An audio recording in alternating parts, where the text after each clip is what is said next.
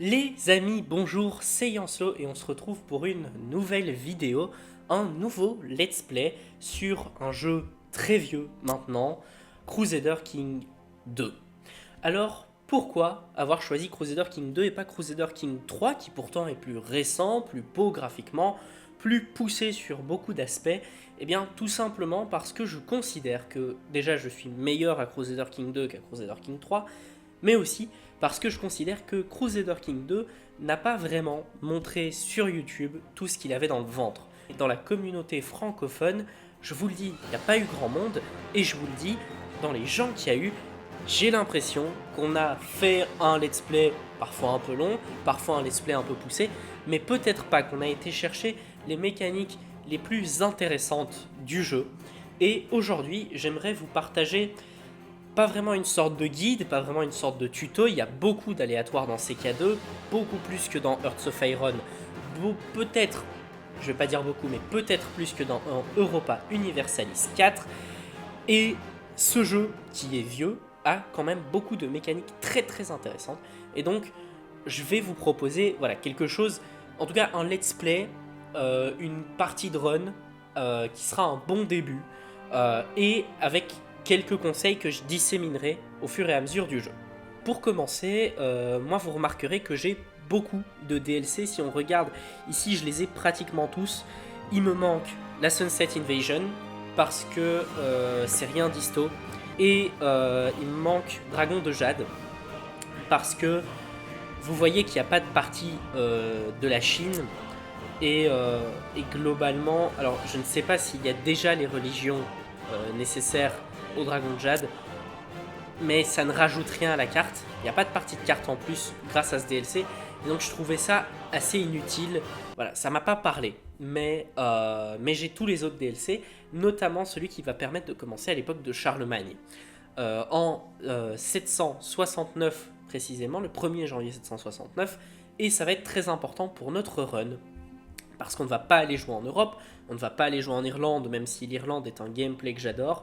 On ne va surtout pas aller jouer dans le nord, ni chez les Abbassides, ni chez les Umayyads. On va aller jouer en Afrique, autour du lac Tchad. On va aller jouer la tribu des Macari. J'avoue que ça peut paraître un petit peu particulier. Je suis en bord de carte, hein. Je suis pas le plus grand royaume, je suis même pas un royaume, je suis à peine un comté. Quel intérêt à aller chercher la tribu des Macari? Et ben c'est ce qu'on va découvrir tout de suite ensemble. Alors je mets pas le mode Iron Man parce que j'aimerais pouvoir reset s'il y a vraiment un truc qui se passe mal, si une action me paraît un peu trop dure à gérer. Et premier truc que je vais faire, bon voilà, ça serait vraiment pour un conseil pour les joueurs débutants, c'est de passer la carte en carte des royaumes.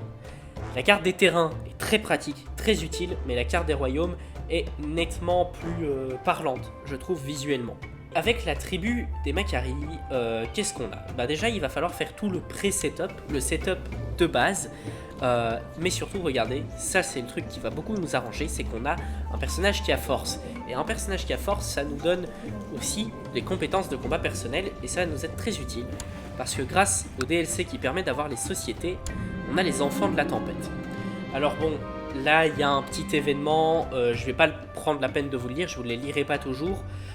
Ici globalement ce qu'il faut retenir, c'est qu'à chaque fois qu'on veut rejoindre une société, il faut toujours faire un duel de base, et donc on va évidemment accepter de faire ce duel. Si vous voulez lire l'événement, évidemment vous pouvez mettre pause dans la vidéo. Pour la suite du setup de base, donc voilà, ça il y a des décisions, on va pas forcément les suivre tout de suite. J'ai une fille qu'on va évidemment nommer pour la succession.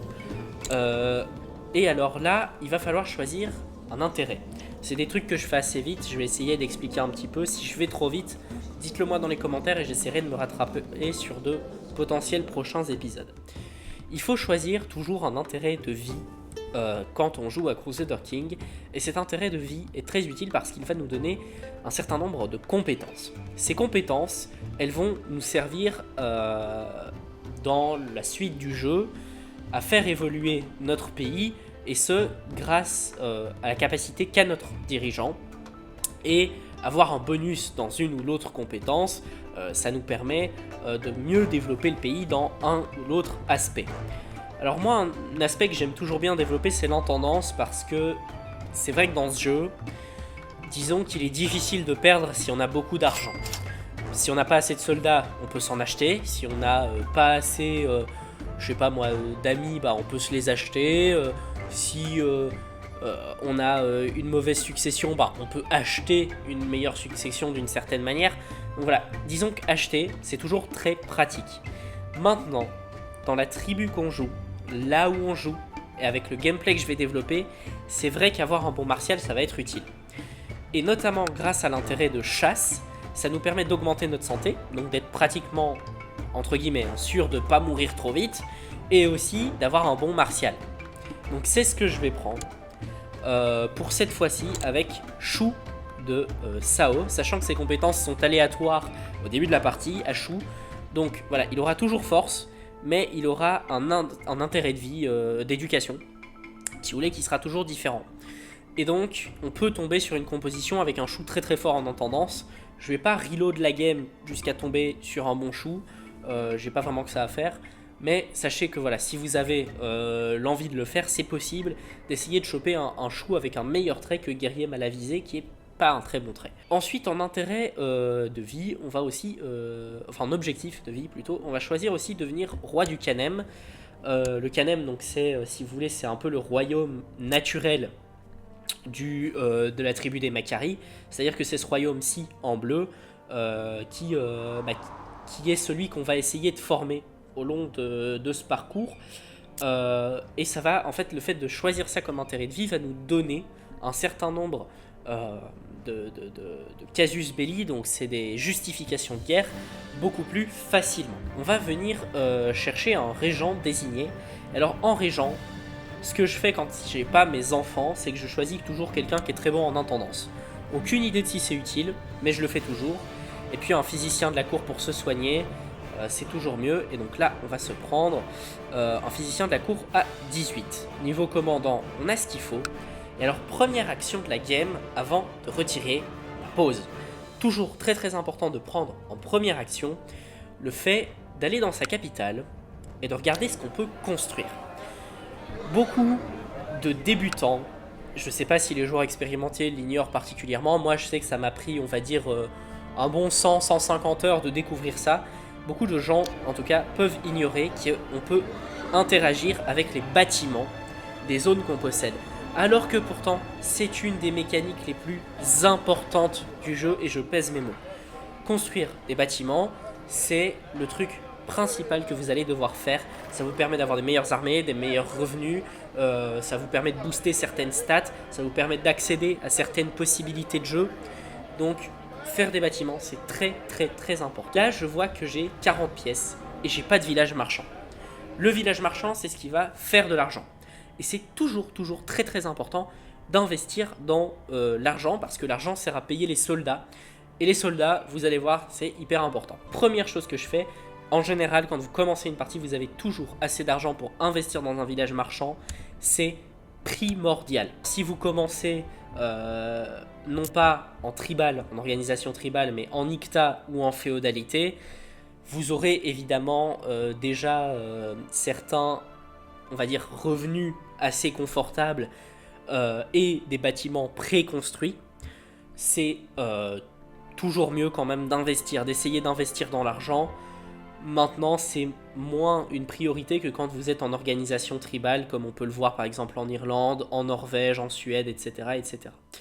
En Afrique en tout cas, et particulièrement dans la tribu des Makari, c'est très très important. Quelque chose qui n'a rien à voir, je vais juste me mettre une barbe, parce que j'aime toujours bien avoir une barbe avec Shu. Voilà, une barbe un peu fournie, je trouve que ça lui donne un petit style, la barbe. Il a que 19 ans, mais écoutez, il a un coiffeur magique, et ça c'est parfait.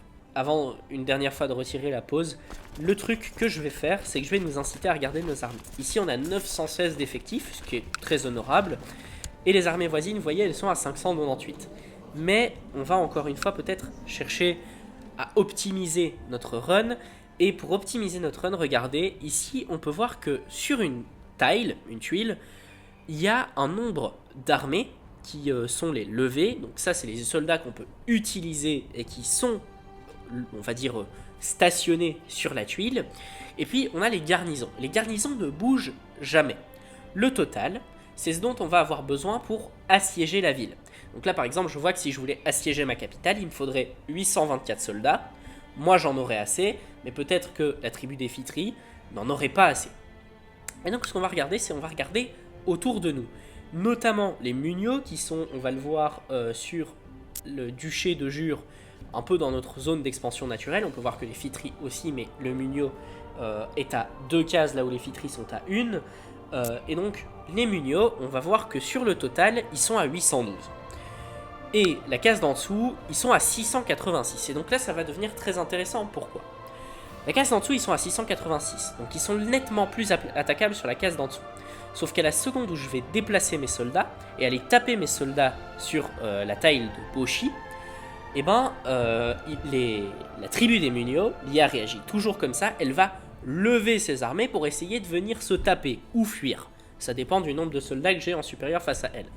Sauf que si les soldats qui sont stationnés chez les Munio, c'est-à-dire 362 soldats, se lèvent après mon siège, bah, j'aurai toujours plus de soldats qu'eux. Et donc en fait, avant de faire la guerre à des gens, c'est toujours important, quand on en a la possibilité, si on joue avec les chrétiens par exemple, on n'a plus la possibilité, mais si on joue en organisation tribale, c'est très très important d'aller toujours affaiblir le soldat d'en face, afin de, quand on vient faire la guerre, s'assurer une victoire totale. Et donc c'est évidemment ce qu'on va faire. On va commencer par lever nos soldats et on va activer le mode pillage qui va nous permettre d'aller piller directement les Munio. Et ensuite, vous le verrez, je joue assez rapidement en général, mais on va foncer sur le territoire ennemi. Ça arrive souvent. Et ben ça, vous voyez, c'est la première fois que ça m'arrive. Je ne peux même pas rejoindre les enfants de la tempête. Ils ont considéré que mon combat était sacrément nul. Bon, là, c'est des événements... alors, il va souvent y avoir des événements. Là, c'est un événement qui me décrit qu'il y a un problème avec le ciel. La pluie ne tombe pas. C'est pas très grave. Alors là, je ne peux pas rejoindre jusqu'en 779. Ok, 10 ans. 10 ans à attendre avant de potentiellement pouvoir rejoindre à nouveau la Société des Enfants de la Tempête. C'est pas très grave. C'est pas primordial, c'est surtout pour s'occuper et accumuler quelques compétences de combat supplémentaires des Enfants de la Tempête. Et donc là, vous voyez, c'est exactement ce que je vous avais dit. L'IA va toujours se lever au niveau de sa tile qui n'est pas assiégée. Sauf que regardez, ils sont 397 soldats parce que leurs autres soldats, ils sont bloqués ici. Sauf que les autres soldats, je les assiège. Et donc, ils sortiront jamais. Parce qu'une fois assiégés, les réserves de la ville sont vides. Donc ça va pas tarder. Voilà, vous voyez, j'ai gagné. Et là, ils ont plus de soldats à Boshi. Donc il leur reste que leurs soldats de Munio. Sauf que les soldats de Munio, ils ont tellement peur de combien moi je suis qu'ils fuient. Ils m'attaquent même pas. Vous voyez, ils m'assiègent même pas. À Bornou, ils n'ont pas la capacité pour assiéger. Pareil dans mes autres villes, ils ont certainement pas la capacité pour assiéger. Et donc, moi, ça va me permettre de piller en paix et d'affaiblir complètement cette armée ennemie avant de potentiellement lui déclarer la guerre. Ce qui devrait pas tarder, je vous rassure. Hop, donc vous voyez, là j'ai une deuxième victoire et je vais tenter d'aller me frapper avec les ennemis. Alors, je peux pas mettre de commandant, c'est pas très grave. A priori, ça devrait passer. 840 donc 454, j'ai le double de leur armée, même s'il y a des petites conditions défavorables. En général, ça marche assez bien quand on a le double de l'armée de l'ennemi. C'est rare qu'on perde. Donc voilà. Là, vous voyez, j'ai même capturé le chef ennemi. Donc c'est très très bien parce qu'un chef ennemi, en général, ça se rançonne très cher. Et donc ça va nous faire un peu d'argent en ce début de partie. On peut aller voir. Bon, ici, visiblement, il ne peut pas se payer. Il ne peut pas se payer. Vous voyez qu'il a 0 d'argent. Ah non, c'est pas le... Ok, c'est pas le chef que j'ai pris. Alors je ne sais pas qui j'ai capturé. J'ai dû capturer quelqu'un d'important quand même. Mais voilà. Donc vous voyez, je rentre à la maison et j'ai pratiquement tous mes soldats. Alors que lui n'en a plus du tout. Vous voyez là, au terme de soldats, voilà, je peux encore enlever 950, ce qui est assez énorme. Et donc là, vous voyez, je viens de terminer mon premier village marchand. Et j'ai encore plein d'argent, j'ai 28 pièces, grâce au pillage, grâce à différents trucs. Alors on va essayer à chaque fois évidemment d'augmenter les villages marchands, d'augmenter tous les bâtiments. Donc vous voyez. Et moi ce que j'aime bien aussi c'est le fait que quand on commence avec les Macquarie, ben là typiquement j'ai aucun bâtiment. Et donc tous les builds que je vais accumuler moi au fil des années, ben, ce sera vraiment moi qui les aurai fait. Donc je commence au plus bas possible. Et j'aime cette idée de me dire, bah voilà, je commence avec rien et je deviens quelqu'un sur l'échiquier de ce Moyen-Âge précoce. On va dire ça comme ça, pas précoce, mais de ce début de Moyen-Âge. Et donc on va voilà, se lancer. Et je vois ici que chef d'Ala de Munio, bah voyez, il a 38 armées et rien ne m'empêche de venir lui déclarer la guerre. Et on va choisir le casus belli d'assujettissement. Alors peut-être une précision à ce niveau-là. Le casus belli d'assujettissement, de base, c'est un casus belli qui force l'autre à devenir votre vassal. Ça marcherait si j'étais duc, mais je suis comte. Et c'est là où ça prend un petit peu tout son sens de jouer les Macquarie à ce niveau-ci. Les Macquarie sont grands, mais ils sont que comtes. Et le rang comtal fait que tu ne peux pas avoir de vassaux en dessous de toi. Enfin, si, tu peux en avoir deux types, je crois. Tu peux avoir des vassaux de type bourgmestre et évêché. Donc en gros, l'idée c'est de dire, tu peux avoir quelqu'un d'inférieur qui gère les temples religieux. Tu peux avoir quelqu'un d'inférieur qui gère les cités. En général, c'est des bâtiments financiers plutôt. Mais tu peux pas avoir quelqu'un qui gère d'autres villages. Et donc ce casus belli d'assujettissement, eh ben, par le fait que je ne puisse pas avoir de vassal, va se transformer en un casus belli de conquête. Et donc c'est tout l'avantage de ne pas faire de titre de duché trop vite, c'est que si on fait un titre de duché trop vite, on va perdre cette possibilité de transformer un casus belli d'assujettissement, qu'on m'offre gratuitement puisque j'ai demandé à être roi du Canem. Et donc pour ne pas le perdre trop vite et pouvoir bénéficier de ce casus belli d'assujettissement suffisamment longtemps pour prendre du territoire souvent en propre. Alors là, quand je vais prendre le territoire, vous voyez que ma limite de territoire, moi, elle est à 4. Donc je vais dépasser cette limite. C'est vrai, mais c'est pas très grave. Avoir un territoire de trop, c'est pas très grave. On peut dépasser cette limite. Et donc on va tout de suite se lancer dans une guerre. On va rappeler les armées, vous voyez qu'on est même presque plus, je crois, que la première fois qu'on est parti. Et on va se lancer directement sur leur capitale, ce qui va nous faire le plus gros score. Et là, je peux me choisir une divinité protectrice parce que j'ai 25 de piété. Je vais faire ça, en fait, ça permet de booster un petit peu ses stats. Et donc là, notamment, je vais booster mes stats en intendance. Ça me coûte en érudition, mais l'érudition, c'est pas ce dont j'ai le plus besoin. J'ai nettement plus besoin d'intendance que d'érudition. Et donc vous voyez, ça passe mes stats à 8. Et c'est quand même sympa. Je viens même de gagner un point de compétence en intendance. Donc là, je suis à 9. Et c'est très très pratique. Voilà, une victoire de plus. Et donc là, j'ai un score de 100%. Évidemment, je demande la paix avec mes conditions. Et vous voyez, ce casus belli, qui de base était un casus belli d'assujettissement, est devenu un casus belli d'appropriation, hein, presque. Puisque je viens de leur voler du territoire. Alors on peut s'intéresser à ce qu'il y avait sur ces territoires. Sur ces territoires, moi je vois que en fait ils n'avaient rien construit. Et alors je vais directement passer mes troupes, je vais profiter du fait qu'elles soient levées pour les passer en mode pillage et aller affaiblir les Fitri.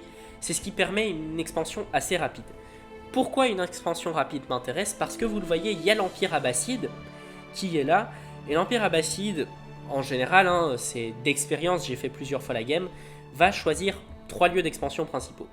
Déjà, il va aller terminer la péninsule arabique et assez vite s'emparer du désert Roub al-Khali, je ne sais pas.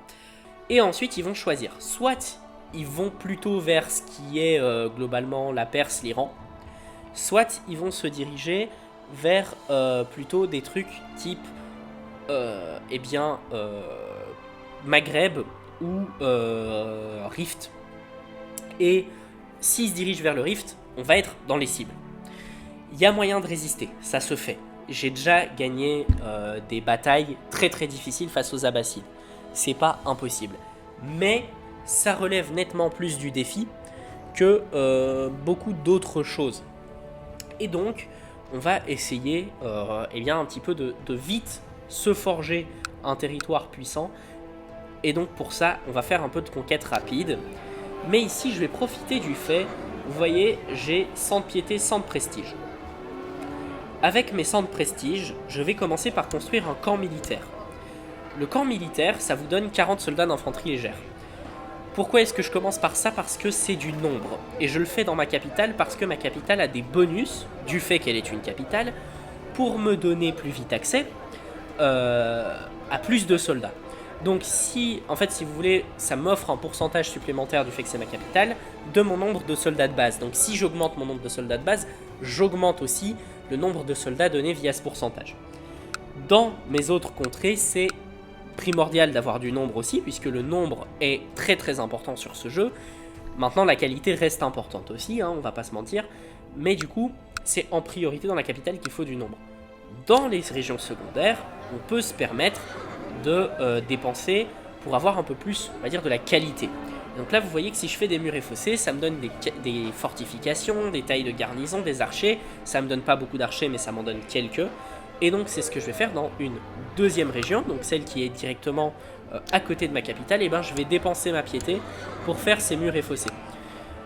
Hop, et donc là j'envoie mes soldats en mode pillage, le mode pillage qui me permet quand même de gagner des sous, moins que si j'avais pas de soldats levés, mais qui me permet quand même de gagner des sous mensuellement.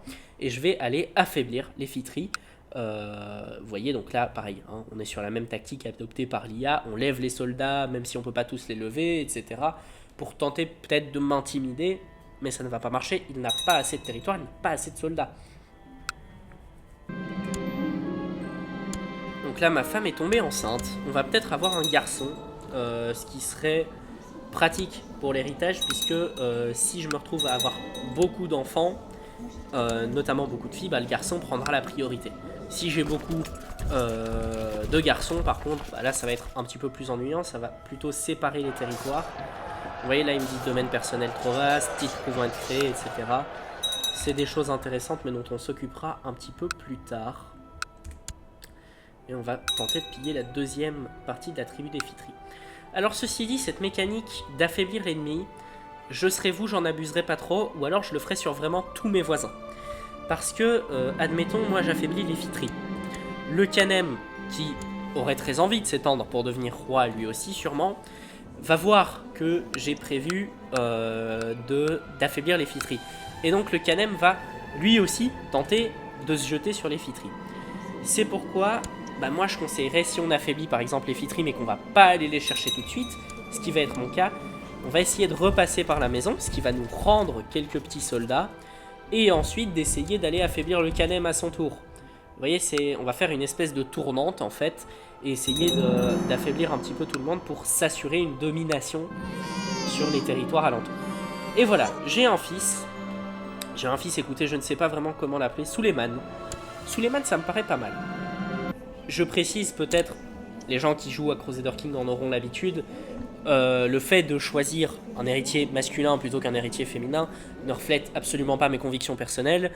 D'ailleurs, on peut discuter du fait que ça reflète vraiment les convictions du Moyen-Âge. Ça dépend de la culture, ça dépend du lieu, ça dépend de la période précise. Il y a eu des femmes très puissantes au Moyen-Âge. On peut penser par exemple à Catherine de Médicis ou encore à l'impératrice de Byzance qui était mariée à Charlemagne. J'ai oublié son nom, désolé à elle. Elle ne devrait plus trop se lever de sa tombe pour venir me taper sur les doigts. Mais voilà, il y a eu des femmes puissantes au Moyen-Âge. Est-ce que c'est une erreur particulièrement que fait Crusader King? Je ne sais pas. Maintenant, très sincèrement, voilà, l'idée c'est de comprendre que c'est les mécaniques du jeu, ça ne reflète pas ma pensée personnelle. Autre avantage des pillages, c'est qu'en général ça donne des prisonniers qui ont de l'argent. Alors là vous voyez que j'ai un prisonnier qui est là depuis suffisamment longtemps pour pouvoir le bannir.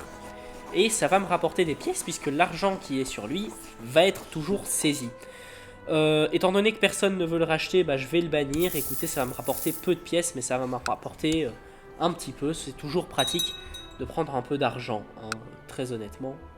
Alors Idriss a été un très très mauvais maréchal puisqu'il a décidé de s'en prendre à la population, ce qui ne va pas m'aider du tout. Par contre, ça va me permettre de vous montrer quelque chose. Quand vous cherchez quelqu'un, dans Crusader King 2, vous pouvez trouver un personnage et vous faire des amis en fait très très rapidement. Il suffit de vous sélectionner par exemple ici, donc je vais me chercher un maréchal, ma religion, sexe masculin pour qu'il puisse siéger au conseil, portée diplomatique, c'est toujours mieux, joindre la cour, on préférait qu'il soit favorable de lui-même, mais c'est pas nécessaire. Parce que vous voyez là, si je mets joindre la cour, et ben j'ai pas des gens très très forts. Par contre, si je mets de tout, je peux potentiellement tomber sur quelqu'un qui accepterait d'être soudoyé. Donc vous voyez, là ce personnage, puisqu'il a une main jaune, accepte d'être soudoyé. Donc je lui envoie un cadeau, c'est 15 pièces en général, hein, ça peut être plus mais c'est assez rare. Et je l'invite à la cour. Et du coup j'aurai un maréchal compétent. Pour l'instant j'ai pas besoin de prendre dans mes vassaux puisque je n'en ai pas pour siéger au conseil. Et donc vous voyez que bah là, Tunka va devenir mon ami. Et je vais en profiter, je vais regarder du coup où est-ce que... c'était à la capitale. Donc à la capitale, mon ancien maréchal Idriss du coup avait fait un petit peu des bêtises. Et donc la population risque de se révolter. Donc pour éviter cette potentielle révolte, on va mater la révolte avec le nouveau maréchal. Ici on peut baisser l'armée. On n'a plus besoin qu'elle soit levée puisque on a fait nos pillages. Et donc vous voyez que le Canem a été affaibli, les Fitris sont toujours affaiblis, ils s'en remettent petit à petit. Les Torah, j'ai pas prévu d'aller les ennuyer trop vite. J'avoue que ce serait intéressant pour le gameplay que les Abbassides tombent assez vite, mais c'est une dynastie qui est vraiment très dure à tomber. Alors vous voyez, Idriss, là je vais tenter de le marier, parce que s'il venait à avoir des enfants, j'ai été bête, je crois. Ouais. Ah, quoique. Ah oui, j'ai été bête. Bon, c'est pas grave. En fait, je n'ai plus d'Idriss à la cour. Bon, c'est pas grave, il avait commis un crime, vous me direz. Donc on va chercher un remplaçant pour Idriss. Voilà, il est à 2, c'est pas très grave. On va lui envoyer un petit cadeau. Alors ça fait beaucoup d'argent dépensé, c'est pas très bien, mais voilà, j'ai fait une erreur, ça arrive. Et donc, on va l'inviter à la cour pour qu'il puisse éduquer notre enfant. C'est toujours très important en fait d'éduquer son enfant de manière correcte, on va dire.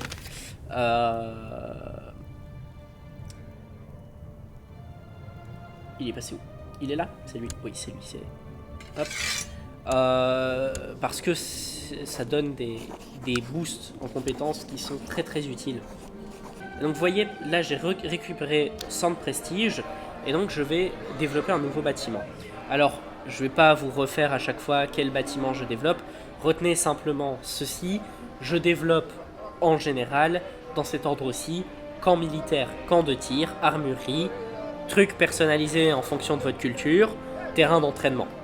Et je répète la boucle systématiquement. Quand j'ai de la piété, je fais ce qui concerne la piété. Quand j'ai de l'argent, je fais ce qui concerne l'argent.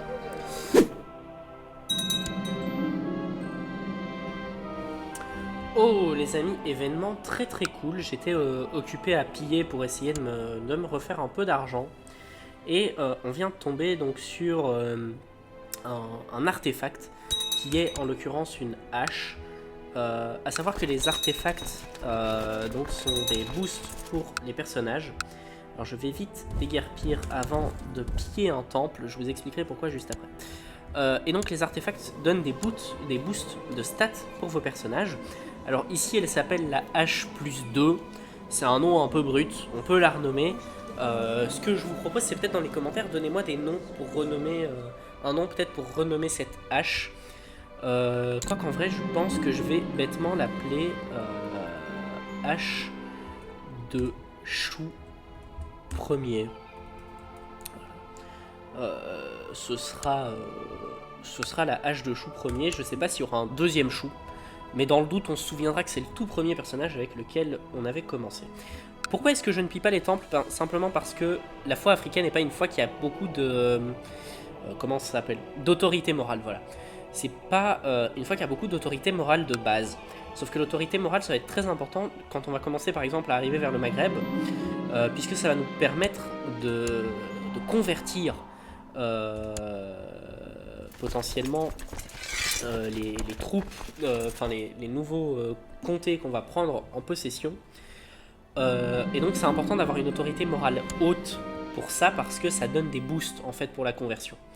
Et donc j'aime pas trop m'en prendre au temple parce que même si ça rapporte beaucoup d'argent, ça risque d'affaiblir la suite de la game. Et donc pour pas déséquilibrer la suite de la game, moi je vous conseille de pas le faire. Maintenant ça peut arriver. Ah là là là là, ça c'est un événement que j'aime pas. On va prendre la peine de le lire. Question de vie ou de mort. Il paraît qu'avec l'âge vient la sagesse. Ou du moins, nous ne nous posons plus les mêmes questions. Vous murmurez-vous. Vous avez eu du mal à dormir dernièrement. Et alors que le reste de la cour est profondément endormi, vous êtes là, à fixer le plafond. Vous vieillissez et chaque jour qui passe vous rapproche du moment de quitter ce lieu d'existence. C'est bête d'avoir de telles craintes, et pourtant vous n'arrêtez pas d'y penser. Ne rêviez-vous pas de choses plus prestigieuses? Et si vous affrontiez votre destin? Qu'est-il arrivé à vos ambitions? Vous vous redressez dans votre lit. C'est ridicule. Vous régnez et avez même des gens prêts à servir le moindre de vos caprices. Vos conseillers auraient-ils une solution? Cela pourrait au moins soulager vos problèmes de sommeil. Et alors là, soit on se suicide, soit on convoque le conseil. Je préfère convoquer le conseil, j'ai pas très envie que Chou meure. Et Dieu merci, j'ai une compétence de martial élevée et je vais pouvoir en profiter pour, on va dire, contourner l'événement, éviter la mort ou des effets négatifs. Donc voilà, je ne sais pas où ça va me mener, j'ai pas pris la peine de lire la suite, mais c'est jamais plaisant quand on voit cet événement arriver.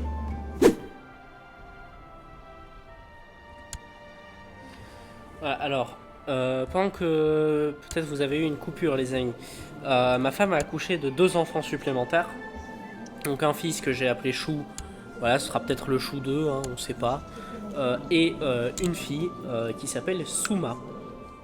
Et qu'on va former, elle aussi, finalement, à l'intendance. On va lui donner sa mère en tutrice. Et j'ai fait, alors vous voyez que j'ai perdu mes pièces, mais j'ai construit des villages marchands. Et je nous ai en réalité accordé un revenu plutôt confortable. Donc voilà. Je suis sûr que la météo changera avec le temps. J'ai aucun doute là-dessus. Et il me faut un nouveau chapelain. Un chapelain qui aimerait se marier. Alors je ne sais pas si c'est possible. Mais bon. Alors là, il y a quelqu'un qui essaierait de me tuer, apparemment. Enfin, mettre fin au complot assez vite.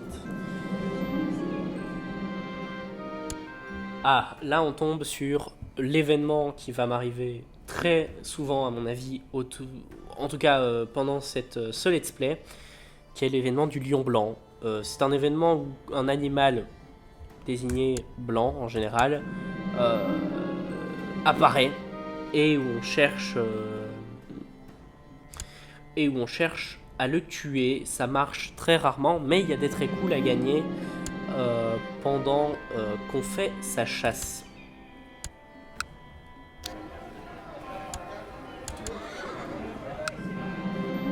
Vous voyez là, par exemple, j'ai gagné un de Marcy. Alors, on peut rendre un culte aux ancêtres.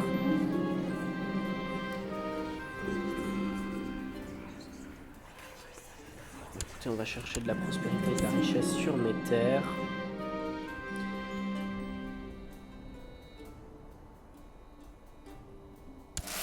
Et on va faire une idole. Voilà. On espère que ça va marcher. Et on peut à nouveau tenter de rejoindre les enfants de la tempête. Écoutez, peut-être que cette fois on sera pris. Et si ça ne marche pas, je pense qu'on ne forcera pas.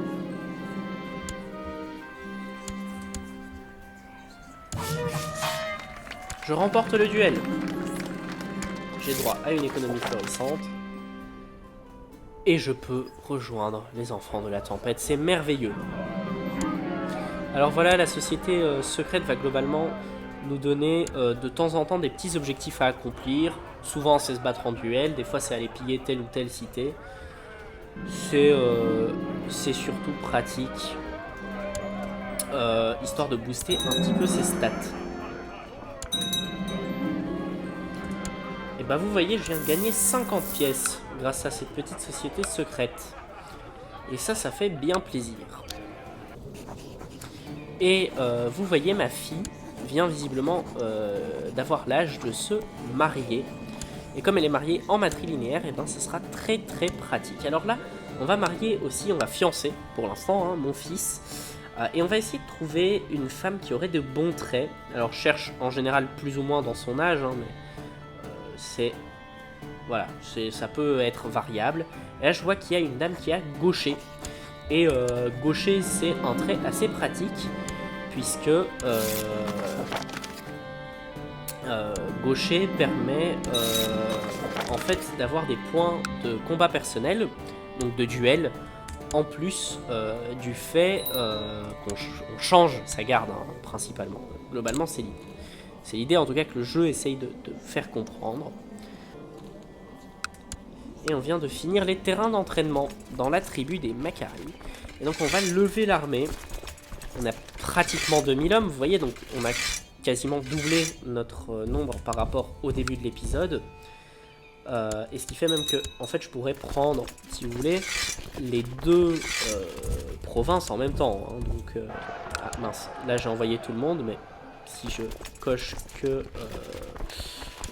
les 1100, on va envoyer les 1100 là-bas. Et vous voyez, globalement, on va se prendre les deux provinces en même temps. Ce qui sera assez efficace. Et on va prendre Zelzel, c'est toujours un bon trait, je trouve.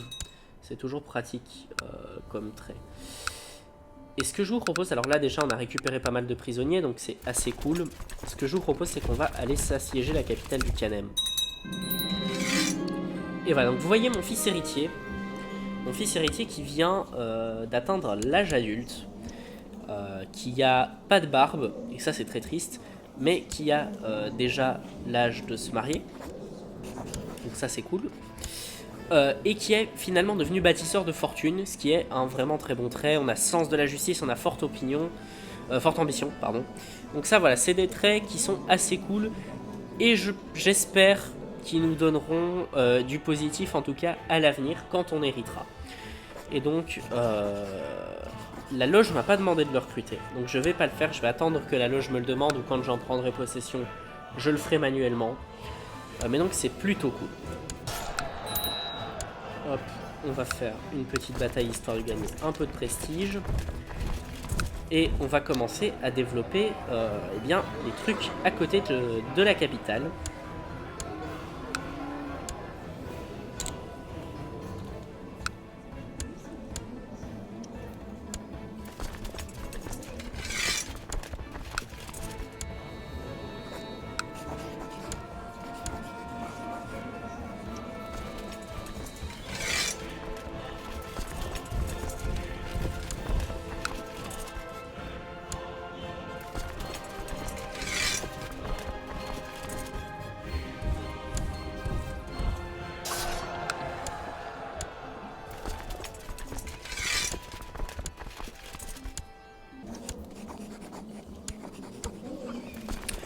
Donc voilà, les tri c'est fait, on va pouvoir offrir la paix. Et donc on vient de prendre possession des Fitri, ce qui nous met plutôt bien. Le duché, c'est pour très bientôt. Donc on pourra commencer à proposer nos premiers titres à des gens de la cour. Et donc vous voyez là, dans ma société, j'ai gagné assez de renommée pour prétendre à la catégorie supérieure, on va dire, pour prétendre à un poste plus élevé au sein de la société. Et donc ça va nous permettre d'avoir de plus en plus, on va dire, de mécanique avec cette société. Alors je vois qu'on a pas mal de prestige. On construira dès que possible le prochain bâtiment.